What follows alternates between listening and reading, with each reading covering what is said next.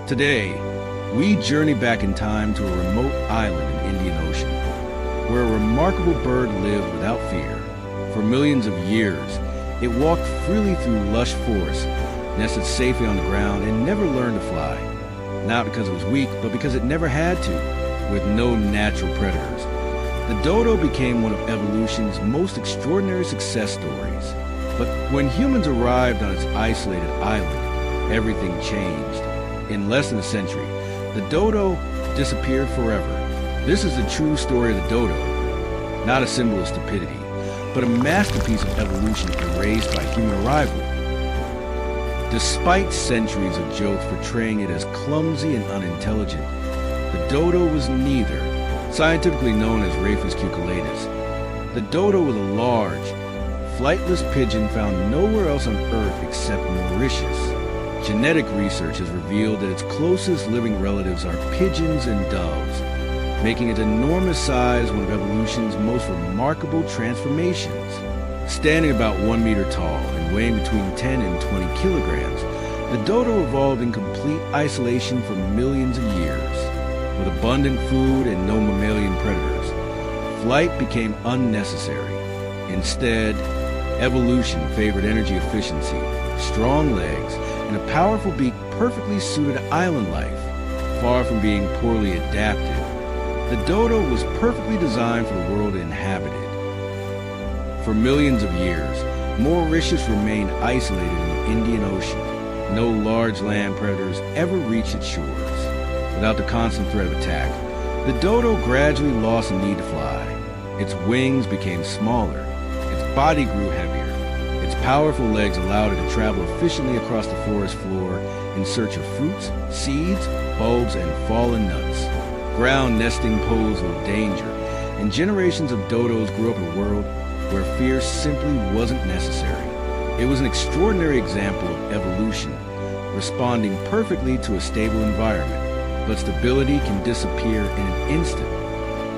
In 1598, Dutch sailors landed on Mauritius first time. To them, the island seemed untouched, a paradise overflowing with fresh water, timber, and wildlife. Among the strange animals they encountered was a large bird that showed almost no fear of people.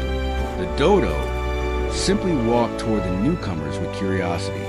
It had never evolved to recognize humans as predators. For generations, stories claimed sailors hunted the dodo into extinction because it was slow and clumsy. But modern research tells a more complicated story. Although some dodos were killed for food, they were not the primary reason the species disappeared. The greatest danger arrived alongside the sailors. Humans did not arrive alone. Their ships carried rats. Later came pigs, dogs, cats, and monkeys.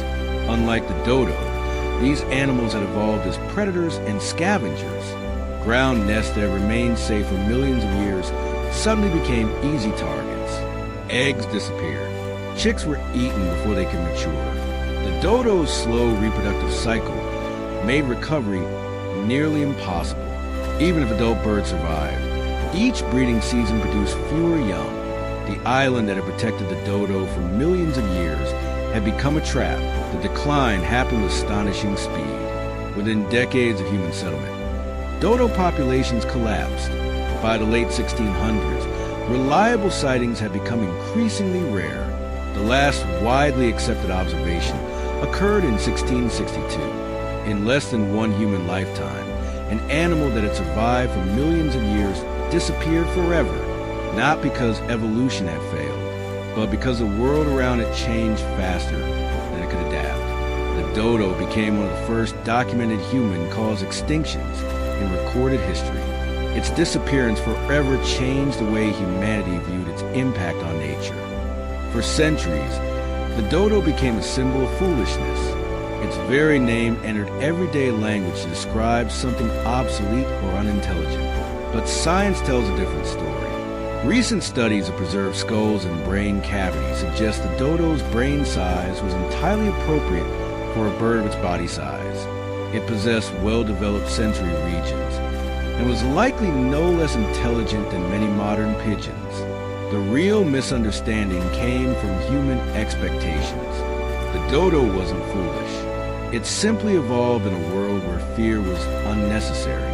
Its trust became its greatest vulnerability for centuries after the dodo vanished. Surprisingly, little physical evidence remained. Many early museum specimens were incomplete, damaged, or even discarded before scientists understood their importance. Then, in the 19th century, excavations at the Mare Sanjas Marsh in Mauritius uncovered hundreds of dodo bones buried beneath layers of ancient sediment. These remarkable discoveries allowed researchers to reconstruct the bird's true anatomy with far greater accuracy.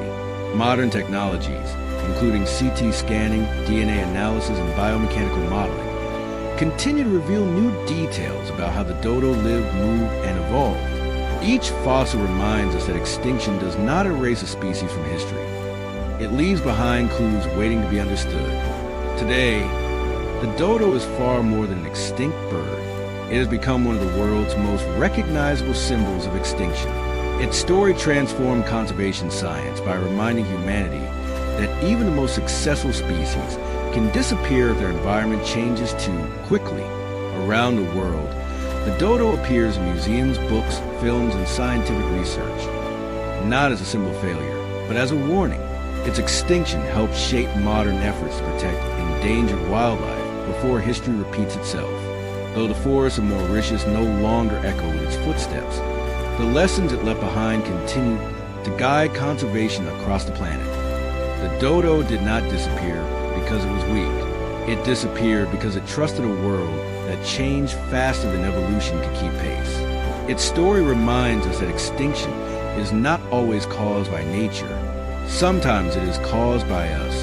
The dodo's voice has long fallen silent, but its legacy still speaks to every generation. The question is whether we are willing to listen.